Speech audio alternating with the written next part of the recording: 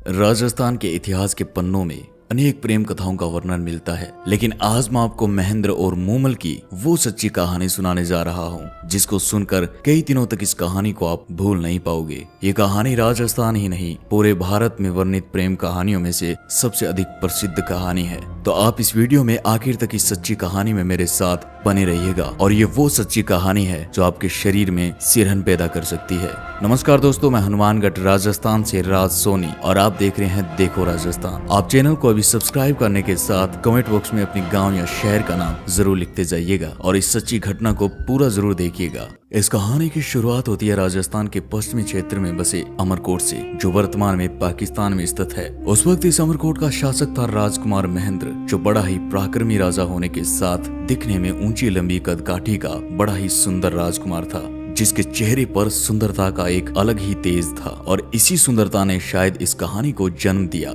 जो इतनी दुखदायक थी कि इसके बारे में लिखते वक्त शायद इतिहासकारों के भी हाथ कांप उठे होंगे। दरअसल दोस्तों, एक दिन महेंद्र अपने बहनोई हमीर जडेजा, जो गुजरात का शासक था, उसके साथ शिकार पर जाता है। लेकिन आज महेंद्र ने ठान रखा था कि वो आज खरगोश का शिकार करेंगे। तो इस खरगोश की तलाश में महेंद्र और उसका बहनोई हमीर जडेजा निकल पड़ते हैं। वो अपने क्षेत्र में खरगोश की तलाश करते हैं, लेकिन उन्हें खरगोश कहीं पर भी नहीं मिलता है। लेकिन महेंद्र ने ठान रखा था, तो एक बार फिर वो खरगोश की तलाश में जुट जाते हैं, लेकिन खरगोश अब भी नहीं मिलता है। इसलिए वो खरगोश की तलाश करते करते अपने क्षेत्र से बहुत दूर निकल जाते हैं और राजस्थान के जैसलमेर तक पहुंच जाते हैं। तभी अचानक महेंद्र के बहनोई हमीर की नजर पड़ती है एक खरगोश पर, और महेंद्र जैसे ही उस खरगोश का शिकार करने वाला था कि अचानक ही खरगोश वहां से भाग पड़ता है और महेंद्र और हमीर खरगोश का पीछा करते अब पहुंच जाते हैं राजस्थान के जैसलमेर के लोदरवा के पास काक नदी पर, जहाँ वह खरगोश काक नदी में कूद जाता है और शिकार उन दोनों के हाथ से निकल जाता है। और अब महेंद्र और हमीर थक हार कर उस नदी के किनारे एक पेड़ के नीचे बैठ जाते हैं और अब अंधेरा भी होने लगा था। तो अब हमीर महेंद्र से कहता है वो अपने क्षेत्र से बहुत दूर निकल आए हैं, तो अब उन्हें यहीं पर अपने खान पान की व्यवस्था करनी पड़ेगी। तभी महेंद्र और हमीर अपने आसपास कोई ठहरने की जगह ढूंढने लगते हैं कि अचानक इस नदी की दूसरी ओर दूर उन्हें एक खूबसूरत महल दिखाई देता है। और अब वो दोनों नदी पार कर उस महल तक पहुंच जाते हैं, जहां उन्हें पता चलता है कि ये महल और किसी का नहीं बल्कि लोदरवा की राजकुमारी मूमल का है, जिसकी खूबसूरती के चर्चे दूर दूर तक के क्षेत्र में फैले थे। वो इस महल के पास पहुंचते हैं तो देखते हैं कि महल गुलाब के फूलों से सजा पड़ा था। भव्य इमारत, चारों तरफ पहरेदार, आसपास सेवक सेविकाएं खड़ी है और इस महल के चारों तरफ रौनक छाई हुई है। इसके बाद महेंद्र महल के सेवकों को अपना परिचय देता है और बताता है कि वो अमरकोट का राजकुमार महेंद्र है और ये गुजरात के शासक हमीर जडेजा है। हम शिकार के लिए आए थे लेकिन रास्ता भटक गए हैं और अब हम आपके यहाँ रुककर खान पान और विश्राम करना चाहते हैं। अब इसके बाद द्वारपाल उन्हें महल के अंदर ले जाते हैं और उनका खूब सत्कार किया जाता है। उनकी विश्राम की और खान पान की व्यवस्था की जाती है। अब महेंद्र और हमीर भोजन करने के पश्चात वहाँ से अमरकोट रवाना होने की तैयारी करते हैं। लेकिन जैसे ही वो जाने लगते हैं तो एक सेवक राजकुमारी का संदेश लेकर उनके पास पहुंचता है और कहता है कि राजकुमारी मूमल आपसे मिलना चाहती है, लेकिन एक साथ नहीं, अलग अलग। तो अब राजकुमार महेंद्र अपने बहनोई हमीर से कहता है कि आप बड़े हो तो राजकुमारी से मिलने पहले आप जाइए। अब हमीर राजकुमार से मिलने के लिए उस कक्ष की ओर जाने लगता है जिस कक्ष में मूमल रहती है। लेकिन हमीर उस कक्ष में जाने वाले गलियारे में प्रवेश करता है तो हमीर को कक्ष का रास्ता बड़ा ही विचित्र लगता है। अब हमीर जैसे ही कक्ष की ओर थोड़ा आगे बढ़ता है तो वह देखता है कि सामने उस रास्ते पर बाघ, शेर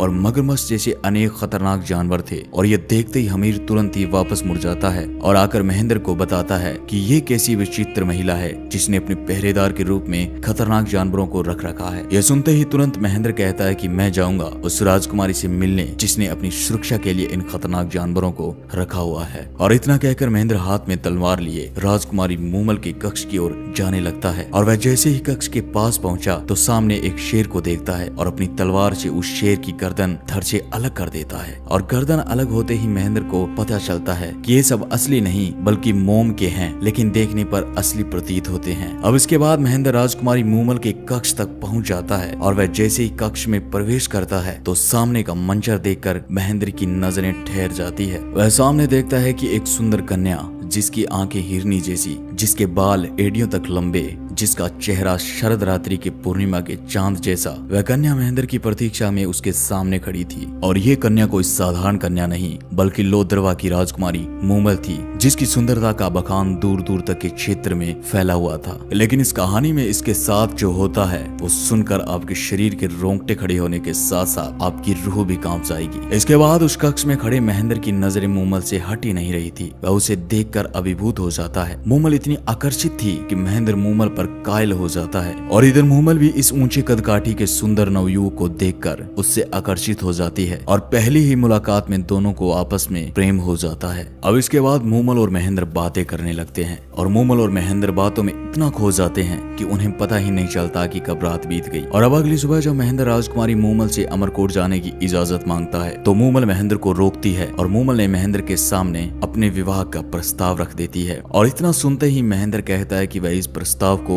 स्वीकार नहीं कर सकता है, क्योंकि महेंद्र के पहले से 6 रानियां हैं, लेकिन अब भी दोनों एक दूसरे से बिछड़ना नहीं चाहते थे। तो मूमल ने महेंद्र से कहा कि आप एक शर्त पर यहाँ से जा सकते हो, और मूमल ने शर्त रखी कि आपको हर रोज मुझसे मिलने आना होगा। तो महेंद्र ने राजकुमारी मूमल की ये शर्त स्वीकार कर ली, और इस शर्त को स्वीकार करके हमीर जडेजा के साथ अमरकोट के लिए रवाना हो जाता है। लेकिन अमरकोट आने के पश्चात महेंद्र को हर जगह राजकुमारी मूमल ही दिखाई दे रही थी, लेकिन उसे अंदर ही अंदर एक चिंता भी सता रही थी कि आखिर कैसे वह हर रोज इतने कम समय में अमरकोट से लोदरवा की 100 मील की दूरी तय करेगा। लेकिन उसने राजकुमारी मूमल को वचन दे दिया था, तो वह उस वचन को भी नहीं तोड़ सकता था। और इसी चिंता के साथ वह पहुंच जाता है एक ऊंट पालक के पास, और उससे कहता है कि क्या कोई ऐसा ऊंट है जो शाम ढलने के बाद उसे जैसलमेर लोदरवा पहुंचा दे और सुबह होने से पहले वापस अमरकोट छोड़ दे। इस बात पर ऊंट पालक राजकुमार महेंद्र को अपना सबसे तेज चलने वाला चीतल नामक ऊंट दे देता है। और अब इस तेज रफ्तार ऊंट चीतल पर सवार होकर रोज रात महेंद्र मूमल के पास मिलने जाता, और सुबह होते ही वापस अमरकोट पहुंच जाता। और लगभग 8 महीने तक ऐसा ही सिलसिला चलता रहा। रोज रात महेंद्र मूमल के पास जाता और सुबह होने से पहले ही अमरकोट पहुंच जाता, और अपने कक्ष में बिना किसी को बताए जाकर सो जाता।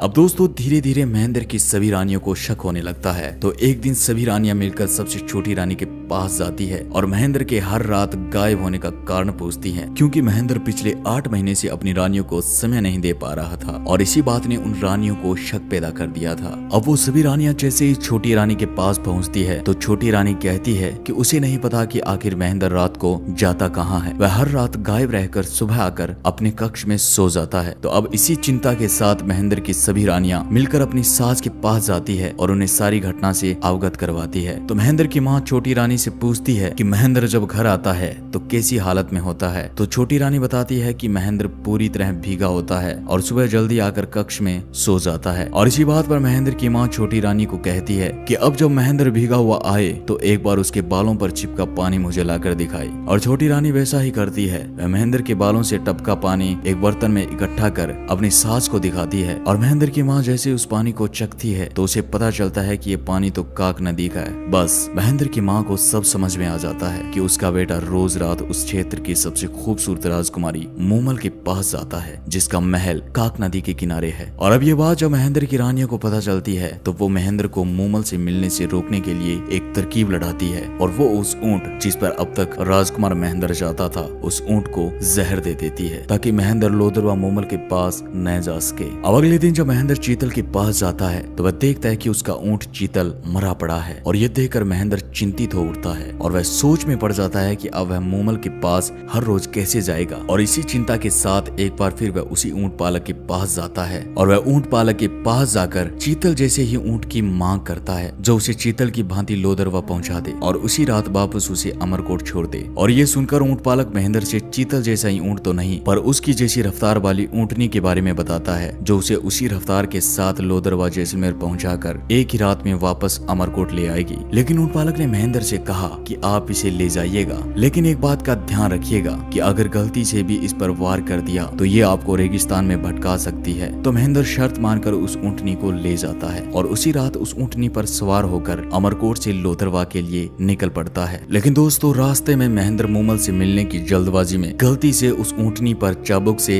वार कर देता है, और वार करते ही ऊंटनी उसे रास्ते से भटका देती है। लेकिन इधर लोदरवा के महल में मूमल अपनी सखियों के साथ बैठी महेंद्र का इंतजार कर रही थी। तो मूमल की बहन सुमल अपनी बहन का मन बहलाने के लिए पुरुष का रूप धारण कर लेती है और दोनों बहनें खेलते खेलते एक साथ ही सो जाती है। लेकिन दोस्तों सुमल ने अपनी बहन के साथ सोते वक्त पुरुष की वेशभूषा नहीं उतारी और वह इसी भेष में अपनी बहन मूमल के साथ सो जाती है। और अब इधर महेंद्र जैसे तैसे उस ऊंटनी को काबू करके राजकुमारी मूमल के महल के बाहर पहुंचता है। लेकिन महेंद्र को देर हो जाती है। वह सुबह के लगभग 4 से 5 बजे लोदरवा पहुंचता है और सीधे मूमल के कक्ष की ओर जाता है। और वह जैसे ही मूमल के कक्ष में प्रवेश करता है तो उसके पैरों के नीचे से जमीन खिसक जाती है। वह सामने का मंजर देखकर हक्का बक्का रह जाता है। वह देखता है कि राजकुमारी मूमल किसी पुरुष के साथ सो रही थी और ये दृश्य देखकर महेंद्र के हाथ में पकड़ा चाबुक वहीं दरवाजे पर गिर जाता है। लेकिन दोस्तों मूमल के साथ कोई पुरुष नहीं बल्कि पुरुष का भेष धारण किए उसकी बहन सुमल सो रही थी। लेकिन महेंद्र को कहाँ पता था कि यह तो उसकी बहन सुमल है। महेंद्र तो कक्ष के दरवाजे के पास खड़ा ये दृश्य देखकर बहुत दुखी होता है और अब वह पूरी तरह से टूट गया था और तुरंत ही वह मूमल से बिना मुलाकात किए अमरकोट की ओर रवाना हो जाता है। अब सुबह जब मूमल उठती है तो वह अपने कक्ष के बाहर महेंद्र का चाबुक देखती है और अचानक चौंकती है कि रात को महेंद्र आया तो था लेकिन बिना मिले वापस कैसे चला गया। तो मूमल को लगा रात शायद महेंद्र सुमल को कोई गैर पुरुष समझ बैठा था जिस वजह से शायद वह नाराज होकर उससे मिले बगैर चला गया। और अब इधर अमरकोट पहुंचने के बाद महेंद्र के मन में मूमल के प्रति हीन भावना पैदा हो गई। वह अब जितना मूमल से प्रेम करता था उतनी ही नफरत करने लगा था और धीरे धीरे उसकी नफरत इतनी बढ़ गई कि महेंद्र ने अब ठान लिया कि वह अब कभी मूमल से नहीं मिलेगा। लेकिन दोस्तों आगे जो इनके साथ होता है वो बड़ा ही भयानक था, बड़ा ही दुखदायक था। अब इधर मूमल महेंद्र के इंतजार में महल के दरवाजे पर अपनी नजरें बिछाए महेंद्र का इंतजार करती। लेकिन महेंद्र उस दिन के बाद कभी भी लोदरवा नहीं पहुंचा और अपनी रानियों के साथ अमरकोट में समय व्यतीत करने लगा। अब धीरे धीरे समय बीतता है लेकिन अब भी मूमल लोदरवा में महेंद्र का इंतजार कर रही थी और मूमल की इसी चिंता के चलते उसकी खूबसूरती निढाल होती गई। अब बीच में कई बार मूमल ने राजकुमार महेंद्र को खत भेजे लेकिन ये खत कभी महेंद्र तक पहुंच ही नहीं पाए। ये खत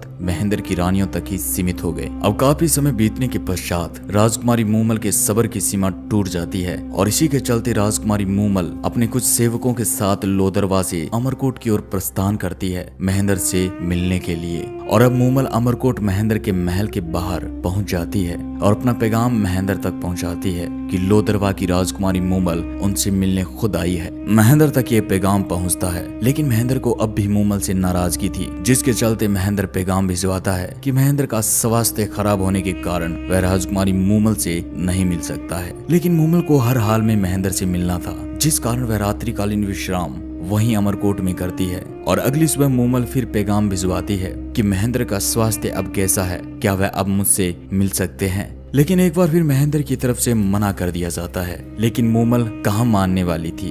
अब मूमल वहीं पर डेरा जमाई बैठ जाती है और हर रोज महेंद्र तक मिलने का पैगाम भिजवाती है। अब महेंद्र के भी कई बार मूमल से मिलने की इच्छा हुई लेकिन उसके सामने उस रात का वो दृश्य घूम उठता है जो उसकी मिलने की इच्छा को खत्म कर देता है। अब इसके बाद मूमल को लगा कि मेरे हर पैगाम का जवाब ना में आ रहा है। तो अब मूमल अपनी बात व्यक्त करने के लिए गाने वाले संदेश वाहकों का सहारा लेती है और ये संदेश वाहक निढाल होती जा रही मूमल का संदेश लेकर महेंद्र तक पहुंचते हैं और उस संदेश का गाना गाकर उस रात की सच्ची घटना का बखान करते हैं। अब उनका बखान सुनकर महेंद्र मन ही मन सोचता है कि मूमल मेरी इतनी प्रतीक्षा कर रही है तो हो सकता है मूमल सच्ची हो। और इसी के चलते महेंद्र की भी अब मूमल से मिलने की इच्छा होती है। लेकिन महेंद्र उससे मिलने से पहले अपने विचलित मन से मूमल की आखिरी परीक्षा लेना चाहता है। अब महेंद्र अपने एक दरबारी को बुलाता है और मूमल तक एक पैगाम भिजवाता है। महेंद्र दरबारी से कहता है कि तुम राजकुमारी मूमल को जाकर बोलो कि रात को महेंद्र को काले नाग ने डस लिया है जिसके चलते महेंद्र की मृत्यु हो गई है।